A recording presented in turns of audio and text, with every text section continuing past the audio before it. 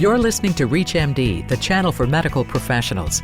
Welcome to Heart Matters, where leading cardiology experts explore the latest trends, technologies, and clinical developments in cardiology practice. Your host for Heart Matters is Dr. Jack Lewin, Chief Executive Officer of the American College of Cardiology. It takes a substantial measure of time, money, and manpower to bring a new drug from the bench to the marketplace. One key aspect of this sequence is the drug approval process, which should be guided by an absolute allegiance to safety and efficacy. Many experts suggest we must do more to adhere to these principles. Where can regulatory agencies improve our drug approval process? Our guest today is Mark McClellan. Dr. McClellan is former commissioner of the FDA and former administrator of the Centers for Medicare and Medicaid Services. Dr. McClellan now directs the Engelberg Center for Healthcare Reform at the Brookings Institution. Welcome, Dr. McClellan. Jack, it's great to be with you and the ReachMD audience. Yeah, great. Well, Mark, could you walk us through the current drug approval process? And I assume it's similar for devices and sort of how it happens and how we might approve it. As you mentioned in the opening remarks, there is a lot to this process for most drugs. It's a multi-phase process that starts with animal testing before drugs are even used in humans. There needs to be some clear reason to think that it's likely to be beneficial and not pose serious risks. Once the human testing begins, it's necessary to get an approval for doing new drug experimentation from the FDA, and then typically there are 3 phases of studies before a drug application comes to the FDA for approval in the market. First are some basic safety tests that are usually done in healthy younger volunteers. Then the second phase is about dose finding and what's the right dose, and is there really a dose-response relationship. That's more about effectiveness of the so-called phase 2 studies. And then the largest, most expensive studies are phase 3. Those are to get more precise estimates of the effect of a drug and to address any major safety concerns. And if you look back over the past decade, as you mentioned, it has taken a long time, to cost a lot of money to typically get a drug to market. Those costs and that duration have been going up on average, but there's a lot of variation. And this is something I want to highlight because it's important for thinking about the drug development process going forward. Typical way that the approval process works is to go through these large clinical trials, cross your fingers, and hope that a drug works. But as you know, Jack, we're entering what should be an era of more targeted medicine that's based on a solid understanding of systems biology, genomics, and other sciences that enable us to predict much better which drug is going to work best or which combination of drugs is going to work best in which patient. That hasn't yet been built into the drug development process, and I think it's going to take some regulatory changes at the FDA as well as some changes in the way that academic researchers and companies approach the development process at the same time. Gotcha. Well, if we looked at, potential reforms that might help things, how much of it do you think would be updated IT infrastructure, for instance, at FDA, or how much would be like really digging into transforming the agency operations? What would we look at as the next generation FDA? I think it is going to take some kinds of transformation.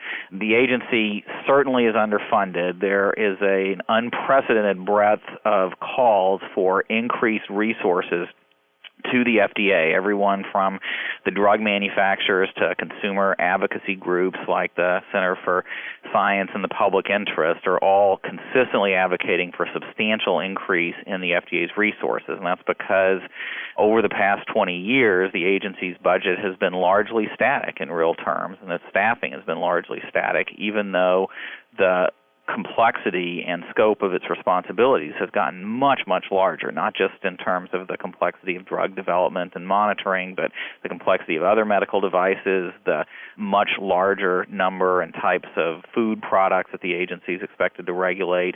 It needs more resources. So some of that would go to staffing, some of that would go to IT systems. But when it comes to drug development, as I mentioned, it's also a matter of changing the process to recognize that the next generation of new drug treatments are hopefully going to be different and better than the last. We're kind of moving past the era of large blockbuster drugs that we hope are going to work for a large population of patients. And even for some of the most effective of these drugs, the patient response rates on average may just be 20 or 30%. We should be moving towards more targeted therapies that we can be much more confident work well in particular kinds of patients. And that means not only bringing more up-to-date staffing and technical expertise to the agency, not only bringing more up-to-date IT systems, but also bringing new models for demonstrating that drugs are safe and effective in particular patient populations. Right now, the FDA doesn't have a well-established pathway, for example, for approving a new diagnostic test or set of diagnostic tests along with a drug that would target that drug to a specific population of patients. So there's some process changes needed there, too. Well, that's exciting stuff to think about. Clearly, the new administration says they want to crank some money into doing some of these things. Thinking about another aspect of drug approval, there's some concerns out there in some HHS reports and other places now about potential conflicts of interest. Is there anything that, from your experience, that we ought to be doing to remove or observe better conflicts of interest, or do you think this is a large area of concern for the FDA going forward? Well, it's certainly an area of some concern. In legislation that Congress enacted in 2007, it heightened the level of attention that FDA needs to pay to the disclosure of conflicts of interest, to the involvement of people who are on FDA expert advisory committees with companies that are related to the ones that are bringing a drug before the FDA. It's a little bit of a difficult situation because most of the expert academic researchers in a particular area are doing studies that involve drugs or other technologies in that area, and that involves some connection to industry funding for the research itself. So the FDA is trying to strike a balance and trying to find a way forward where they get independent perspectives and a broad range of perspectives, but also make sure they've got appropriate expertise in a particular subject area. I think you're going to see going forward more attention to transparency in this area. So, in the past, physicians have submitted articles and they've written down some of their financial ties when those are reported. I think those are going to get a lot more scrutiny. We're seeing that already. So my advice would be, for any physician involved in this kind of research, to focus on complete transparency and in the review process to make sure all of these disclosures are well known, and to make sure that in terms of technical advice, expert advice for any particular drug, that there is a range of perspectives that recognizes that you may need some expertise from people who have financial connections to the kinds of studies being done, but that's fully transparent and out there, and the FDA and other experts involved in the process can conduct an informed analysis based on all of that. We certainly see that happening everywhere, guidelines and everything else, so we're in that direction of transparency. If you're just joining us, you're listening to Heart Matters on ReachMD Radio XM 160, the channel for medical professionals. I'm your host, Dr. Jack Lewin. Our guest is Dr. Mark McClellan, director of the Engelberg Center for Healthcare Reform at the Brookings Institution, and previously commissioner of the FDA and CMS. We're discussing the drug approval process at the FDA, and I know you've talked quite a bit about the need for an active drug surveillance system to look post-approval at actually safety in the market. Any comments about what we could do there in the future? Well, that's an area where physicians should expect to see some major changes coming in the near future. Again, this goes back to the point I was trying to make about the old 20th century style of reviewing and then regulating the availability of drugs to what should be a more targeted and much more information-rich approach for the 21st century. Because of the concerns about drugs like Vioxx and Avandia, where they were used by many people and millions of patients before the risks associated with them could be well defined, Congress did pass legislation that gives the FDA much more funding and the authority to set up what I've called an active surveillance system for drugs that are on the market. So FDA has relied on physician reports of adverse events involving drugs, and many of your listeners, I'm sure, have called in or done online reports to the FDA's MedWatch program about adverse events for their patients. If we had better HIT, we could do that so much more effectively, too. Exactly. It should be much more automatic. So virtually all prescriptions in the United States have some element of electronic transmission involved in them now because of the new financial incentives that Congress just enacted. We should be getting a much broader use of full e-prescribing over the next few years. And so that means there's a potential for automatically capturing much more comprehensive population data on the use of drugs or combinations of drugs in different types of patients and what kinds of adverse events they experience. Now, this is not randomized controlled trial. These are observational databases, but they give us the potential for identifying safety signals and following up on them much more quickly and comprehensively than in the past. And I also think these systems are going to be very useful for identifying which patients seem to respond best and which patients avoid complications. Take a drug like Vioxx. There were some patients who did seem to do very well on it, didn't have side effects. We don't have a very good understanding of the clinical factors behind that. Hopefully we can do a much better job of that sort of thing in the future. So what we're hopefully headed towards is a much more comprehensive approach to understanding the safest and most effective use of drugs. It doesn't stop when a drug is approved. At that point, we don't just cross our fingers and hope that sometime down the road we'll hear about serious side effects like cardiovascular events, but rather we can monitor any potential concerns like that much more actively going forward and give physicians much more specific advice about when the drugs are actually turning out to work well in patients and when they're not.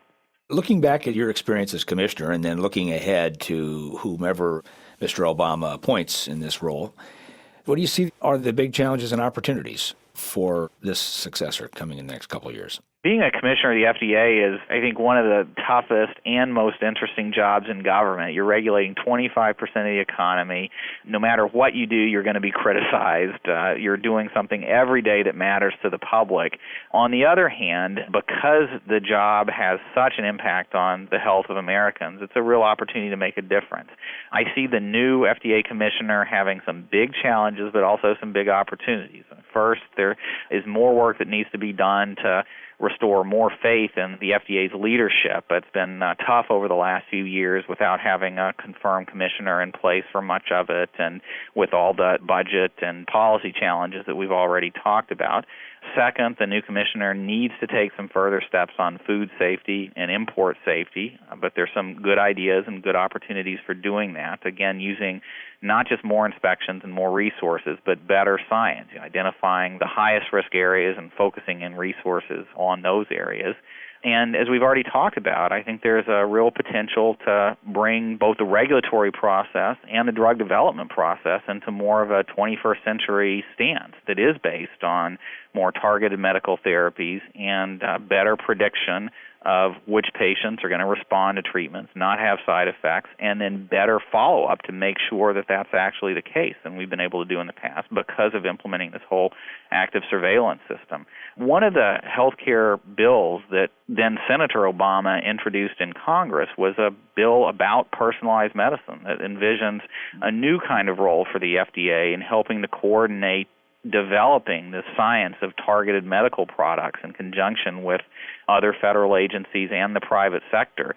You can envision having a public-private process that does a better job of sharing insights about which patients are responding to particular kinds of therapies that could really both improve safety and improve effectiveness. One example of this, just to end on, is with treatments for HIV, where back in the late 1980s we had virtually nothing. And there's a collaborative effort pushed by patient advocacy groups, but also many clinical research groups, companies working with the FDA and the NIH to really develop the science around how to show that new HIV treatments were safe and effective and could work in particular populations of patients. That's where markers of treatment response like viral load were validated and became a basis for approving new drugs. And the result for HIV is that we made a tremendous amount of progress. The average amount of time to get an HIV treatment to market is less than 4 years, and very, very few of them have been removed from the market or even had their labels substantially modified, and we've made tremendous medical progress there. Well, we need to have that same kind of scientific collaboration in other areas, Alzheimer's disease, some of the new promising targeted cancer therapies or combinations of therapies that are coming along. And there's a lot of potential, and it's a critical time for the FDA to help fulfill that potential. Yeah, getting patient advocacy in there is really important, isn't it? That Absolutely. really did a lot with HIV. We've been talking with Dr. Mark McClellan about the potential for reform of FDA's drug approval process.